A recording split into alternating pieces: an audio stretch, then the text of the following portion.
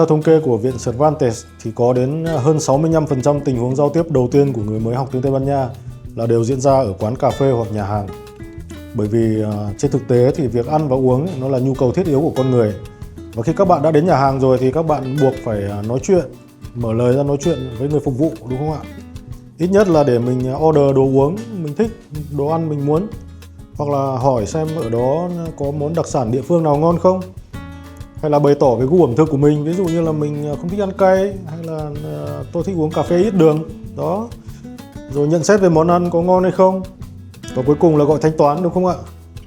Xin chào các bạn, tôi là Quân Nguyễn. Hôm nay là ngày thứ 6 trong hành trình 7 ngày phá băng tiếng Tây Ban Nha, và tôi sẽ hướng dẫn cho các bạn hơn 20 mẫu câu để giao tiếp thực tế như người bản xứ ở trong nhà hàng và quán cà phê. Các mẫu câu này sẽ được chia làm 7 nhóm để cho các bạn có thể dễ học và ghi nhớ một cách dễ dàng. Và nếu các bạn đã sẵn sàng thì chúng ta bắt đầu luôn nhé.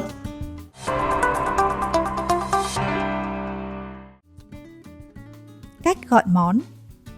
Tôi muốn.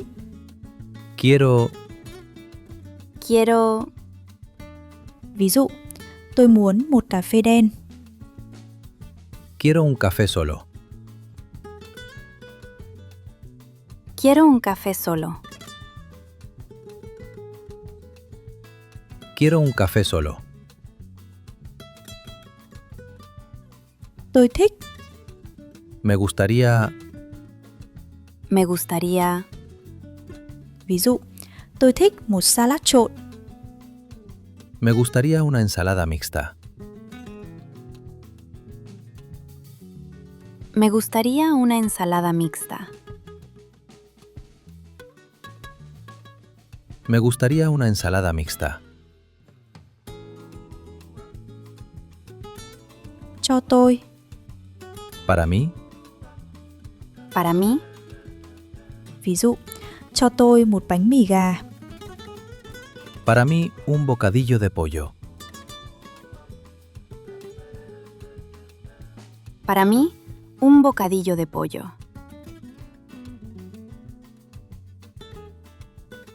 Para mí un bocadillo de pollo. Làm cho tôi. Me pone, Me pone. Ví dụ, cho tôi một trà xanh. me pone un té verde. Me pone un té verde. Me pone un té verde. Mang cho tôi. Me trae, Me trae. Ví dụ, mang cho tôi một cốc nước. me trae un vaso de agua. Me trae un vaso de agua. Me trae un vaso de agua. Hỏi gợi ý. Hôm nay bạn gợi ý món gì cho tôi? ¿Qué me recomienda hoy? ¿Qué me recomienda hoy? ¿Qué me recomienda hoy? Món đặc biệt của quán là gì? ¿Cuál es la especialidad de la casa? ¿Cuál es la especialidad de la casa? ¿Cuál es la especialidad de la casa? Món đặc sản của vùng này là gì? ¿Cuál es el plato típico de esta zona? ¿Cuál es el plato típico de esta zona? ¿Cuál es el plato típico de esta zona? Giá và size. Suất ăn này giá bao nhiêu? ¿Cuánto cuesta este menú? ¿Cuánto cuesta este menú?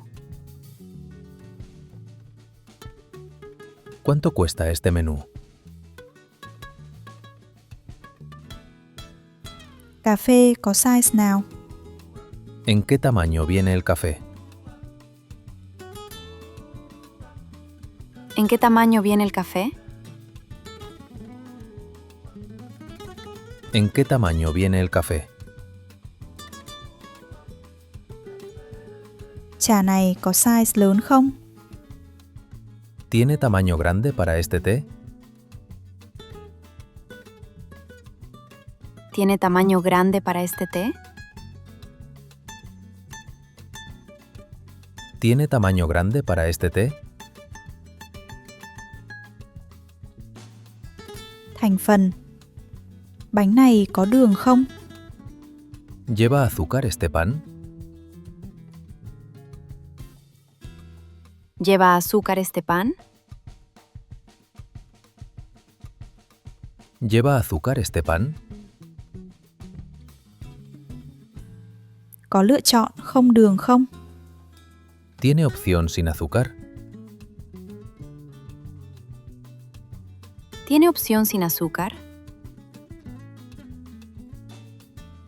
¿Tiene opción sin azúcar? Súp này gồm những gì?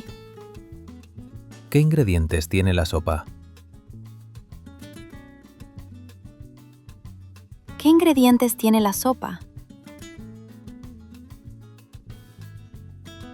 ¿Qué ingredientes tiene la sopa?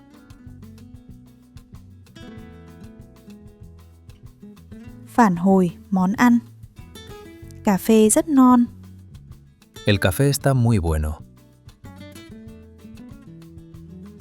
El café está muy bueno.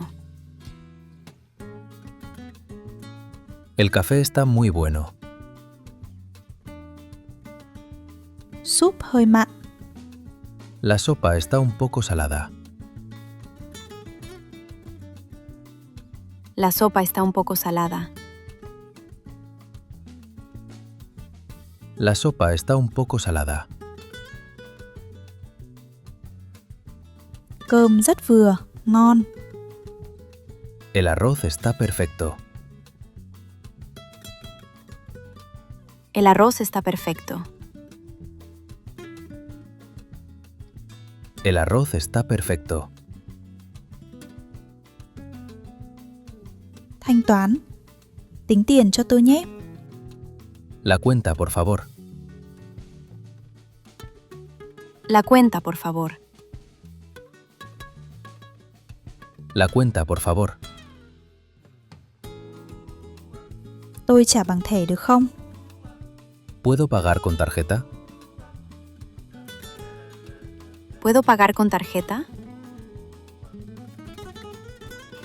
¿Puedo pagar con tarjeta? Trong phần học của ngày hôm nay thì thực tế là kiến thức cũng dễ thôi chứ không khó đâu. Các bạn chỉ cần chịu khó xem lại mỗi ngày này và ghi nhớ mẫu câu, từ vựng và tập đọc theo lời dẫn là các bạn có thể học được cách giao tiếp chuẩn xác thôi. Tuy nhiên tôi vẫn có một số lưu ý thế này nhé. Lưu ý đầu tiên là đối với từ quiero. Từ quiero này là từ để bày tỏ mong muốn mà chúng ta đã học ở ngày 3 rồi đúng không ạ? Tuy nhiên là trong nhà hàng và quán cà phê thì cái cụm từ này nó lại không được lịch sự cho lắm. Đấy, ví dụ như khi mình nói là tôi muốn ăn món nọ, tôi muốn uống cái kia thì nghe nó hơi cứng và nghe nó hơi trực tiếp quá. Tuy nhiên là tại sao các bạn vẫn thấy nó xuất hiện trong hội thoại thực tế? Bởi vì là thật ra các bạn nhỏ tuổi ấy, các bạn mà mình hay gọi là trẻ con ấy, đấy thì các bạn ấy vẫn chưa biết cách ăn nói lịch sự. Các bạn ấy đơn giản chỉ là bày tỏ là tôi thích ăn cái nọ, tôi muốn ăn cái kia. Đấy, thế thôi. Chứ còn chúng ta sẽ nói lịch sự hơn, học cách nói lịch sự hơn. Ví dụ như là chúng ta sử dụng các cái cụm từ phổ biến hơn. Para mí cái gì đó chẳng hạn, hay là me pone cái gì đó, hay là me trae cái gì đó. Đấy. Ví dụ như là cho tôi món này nhé, hay là mang cho tôi cà phê cappuccino nhé. Đấy thì nghe nó rất là nhẹ nhàng, rất là lịch sự, đúng không ạ? Còn lưu ý thứ hai là cũng về cái cụm từ me pone và me trae. Thì đây chính xác là hai cái cụm từ mà có thể nói là kinh điển ở trong giao tiếp tại nhà hàng và quán cà phê. Nhưng mà trong các cái giáo trình lớn như là aula chẳng hạn thì hai cái mẫu câu này nó không được nhấn mạnh để là sử dụng để thực tế sử dụng, mà nó chỉ thoáng qua như là một cái ví dụ ở trong một cái đoạn hội thoại bình thường thôi. Đấy. Thì tôi lại muốn là các bạn học kỹ hai cái mẫu câu này, bởi vì là trong thực tế thì có đến hơn 90% người bản xứ là người ta sử dụng hai cái mẫu câu này trong nhà hàng và quán cà phê. Đấy, nghe nó rất là lịch sự, nghe rất tự nhiên. Đấy, cho nên chúng ta học kỹ hai mẫu câu này nhé. Còn lưu ý thứ ba, không, đây không phải lưu ý, mà tôi bổ sung thêm cho các bạn hai cái mẫu câu này thôi, là si por favor hay là no gracias. Đó, thì đây nó là hai cái mẫu câu rất là phổ biến, hầu như trong văn nói ai cũng dùng. Đấy, nó rất là gọn gàng, rất là lịch sự, dùng để mình từ chối hay là mình đồng ý cái gì đó.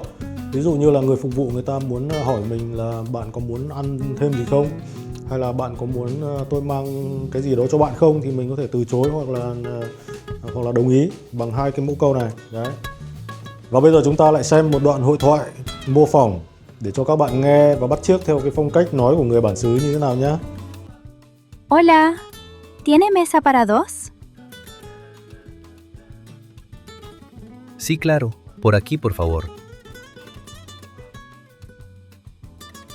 Gracias. ¿Me trae la carta, por favor? Claro, aquí tiene. Ana, ¿qué me recomiendas? El café con leche está muy rico y la tarta de queso también.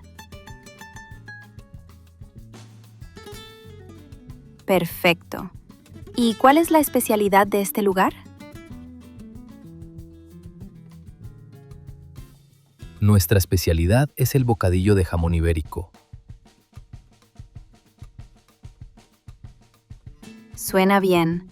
Para mí, un bocadillo y un café con leche. Para mí, un té verde sin azúcar, por favor. ¿Algo más? Sí, ¿me pone también un vaso de agua? Y para mí, ¿me trae un poco de limón?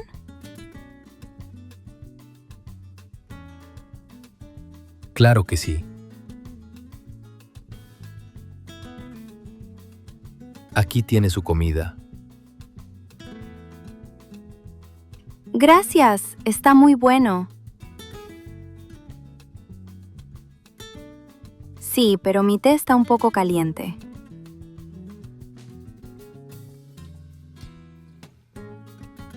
La cuenta, por favor. Son 12 euros en total. ¿Puedo pagar con tarjeta? Sí, por supuesto.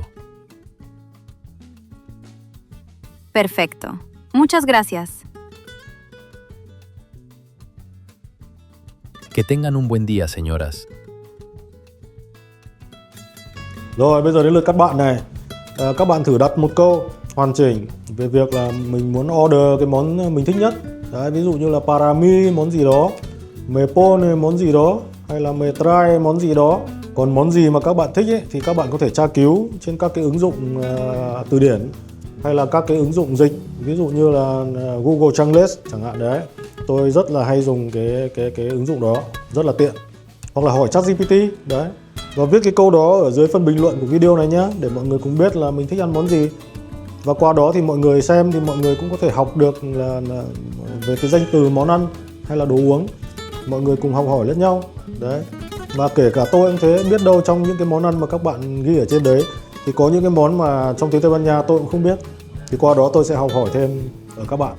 Và trong video ngày 7 thì chúng ta sẽ học về chủ đề phức tạp nhất trong series 7 ngày phá băng, để các bạn biết cách bày tỏ sở thích của mình này, hay là ý kiến của mình, hay là cảm xúc của mình. Mà sở thích hay cảm xúc của con người thì rất là phức tạp đúng không ạ? Nhưng phức tạp đến mấy thì chúng ta cũng có cách để học thôi, yên tâm đi. Và các bạn có thể xem luôn video đó tại đây nhé. Và nếu các bạn thấy video này hữu ích thì đừng quên bấm like, bình luận câu của mình để mọi người cùng biết và để mọi người cùng học thêm từ mới. Đó, và chia sẻ video này đến những người bạn cùng học tiếng Tây Ban Nha nhé. Tôi là Quân Nguyễn và hẹn gặp lại các bạn trong video ngày mai. Hasta mañana.